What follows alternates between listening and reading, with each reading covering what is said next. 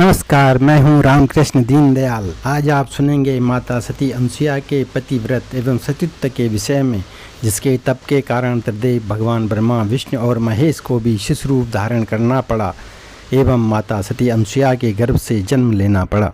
प्रकृति का नियम है कि जो तप करेगा, परिश्रम करेगा, उसे शक्तियाँ एवं सिद्धियाँ अवश्य प्राप्त होंगी। फिर चाहे वह स्त्री हो या पुरुष, देव हो या दानव, या किसी भी वर्ण का या जाति धर्म का हो। एक सामान्य मानव अपनी तपस्या और कर्तव्य परायणता से कितना महान, असाधारण और शक्तिशाली बन सकता है, ये माता अनसुया, देवी सती, सावित्री, राजा हरिश्चंद्र, महर्षि विश्वामित्र एवं श्रवण कुमार आदि महान विभूतियों से पता चलता है।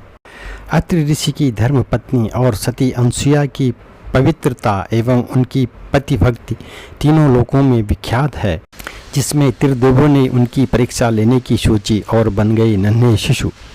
एक बार देव ऋषि नारद जी माता लक्ष्मी, माता सरस्वती और माता पार्वती से बोले, सती अनसुया के समान पवित्र और पतिव्रता तीनों लोकों में नहीं है।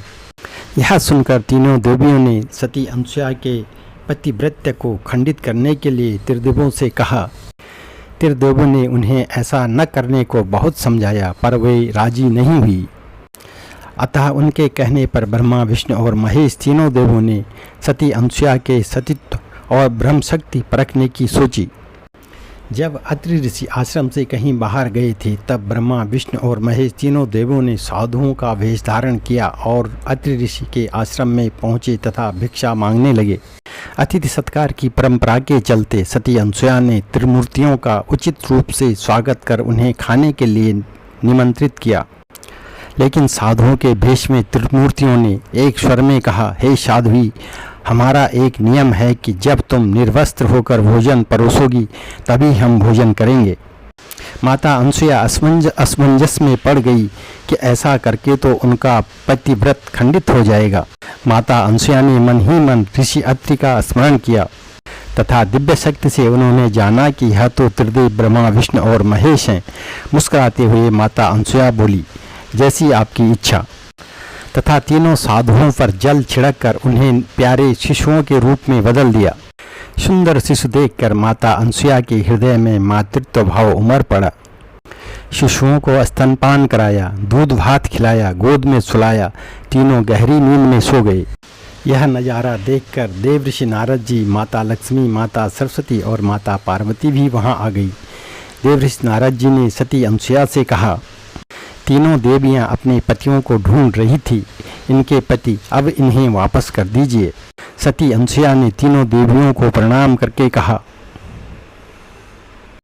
माताओं, झूलों में झूलने वाले शिशु अगर आपके पति हैं तो इन्हें आप ले जा सकती हैं। एक समान लगने वाले तीनों शिशुओं को देख माता लक्ष्मी, माता सरस्वती और माता पार्वती भ्रमित होने लगी। फिर तीनों देवियों ने माता अनसुया से क्षमा याचना की और यह सच भी बताया कि उन्होंने ही परीक्षा लेने के लिए त्रिदेवों को बाध्य किया था। फिर प्रार्थना की कि उनके पतियों को पुनः अपने स्वरूप में ले आएं। माता अनसुया ने त्रिदेवों को उनका रूप प्रदान किया।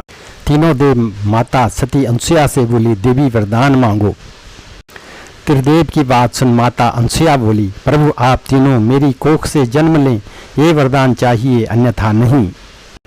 तभी से वह माता सती अनसुया के नाम से प्रख्यात हुई तथा कालांतर में भगवान दत्तात्रेय के रूप में भगवान विष्णु का, चंद्रमा के रूप में भगवान ब्रह्मा जी का तथा दुर्वासा के रूप में भगवान शिव का जन्म माता अनसुया के गर्भ से हुआ।